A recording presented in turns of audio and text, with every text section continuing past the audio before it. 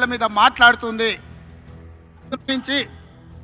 సమస్యల మీద కొట్లాడి కాంగ్రెస్ 2004లో అధికారంలోకి రావడానికి పునాదులు వేసిండో ఈరోజు ఈ వేదిక మీద నుంచి నేను స్పష్టంగా ఆంధ్రప్రదేశ్ ప్రజలకు ఒక మాట చెప్పదలుచుకున్నా.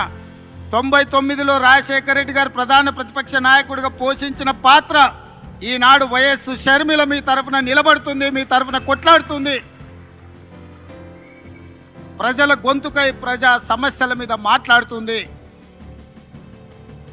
99 రాజశేఖర రెడ్డి గారి స్ఫూర్తిని ఈనాడు షర్మిల కొనసాగిస్తుందని సంపూర్ణమైన విశ్వాసం నాకున్నది. 99లో వైఎస్ఆర్ను చూసిన చాలామంది పెద్దలు ఈ వేదిక మీద ఉన్నారు, ఉమ్మడి రాష్ట్రంలో ప్రజలు ఉన్నారు. 99లో వైఎస్ఆరే ఇవాళ వైఎస్ షర్మిల ప్రధాన ప్రతిపక్ష నాయకురాలుగా పనిచేస్తుందని చెప్పి నేను ఈ సందర్భంగా మీకు అందరూ తెలియజేస్తున్నాను.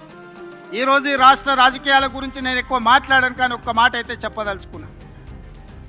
ఈ రాష్ట్రంలో బీజేపీ అధికారంలో ఉంది. బీజేపీ అంటే బాబు, జగన్, పవన్. ఈ రాష్ట్రంలో ప్రతిపక్షం లేదు.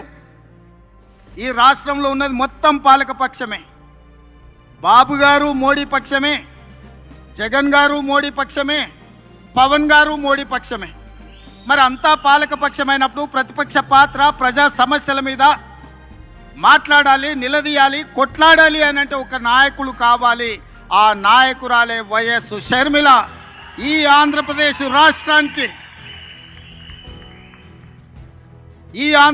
రాష్ట్రానికి ప్రజల పక్షాన, బడుగు బలైన దళిత గిరిజన మైనారిటీ మహిళల పక్షాన నిలబడి కొట్లాడేది, నిలబడి మాట్లాడేది, ఢిల్లీతో నిలబడి కలబడేది వైఎస్ షర్మిల. షర్మిల గారి నాయకత్వంలో మీరు పనిచేయండి.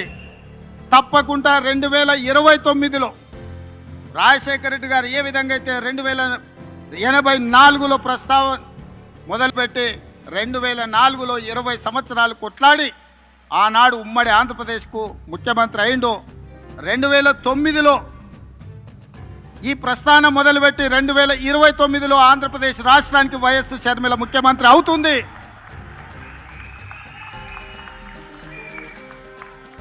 కార్యకర్తల త్యాగం, వైఎస్ షర్మిల పోరాటం ఊరికే పోదు. ప్రజలు నిశితంగా గమనిస్తున్నారు. 2029లో ఈ దేశానికి రాహుల్ గాంధీ గారు ప్రధానమంత్రి అవుతారు. ఆంధ్రప్రదేశ్లో కాంగ్రెస్ పార్టీ అధికారంలోకి వస్తుంది. ఇదే వైఎస్ఆర్ చివరి కోరిక. ఈరోజు చాలామంది ఆయన పేరు మీద అన్ని రకాల లబ్ధి పొందినారు. కుటుంబ సభ్యులుగా వారసత్వం రాదు అంటే మేమందరం అండగా నిలబడతామని చెప్పడానికే మంత్రివర్గాన్ని మొత్తం తీసుకొని వచ్చిన ఇక్కడికి. నేను ఒక్కడనే వచ్చి ఉండొచ్చు, లేదా రాహుల్ గాంధీ గారు పంపించినట్టు సందేశాన్ని కూడా పంపించుండొచ్చు. అలా కాకుండా మేమందరం, మా సహచర మంత్రివర్గ సభ్యులందరం కూడా వచ్చి వేదిక మీద కూర్చున్నాము అని అంటే మేమున్నాం మీకు అండగా నిలబడడానికి, మేముంటాం మీకు తోడుగా నిలబడడానికి.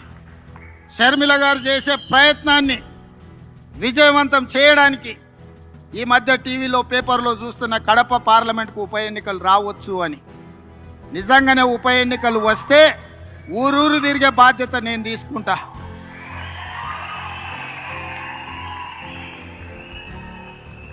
కడప పౌరుషాన్ని ఢిల్లీకు చాటే సందర్భం వస్తే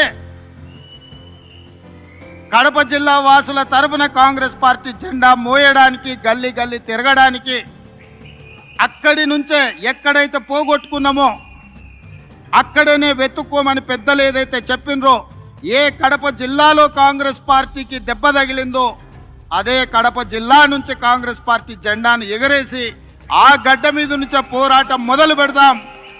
మీరందరూ కలిసి రండి, మేము అండగా నిలబడతామని తెలియజేస్తూ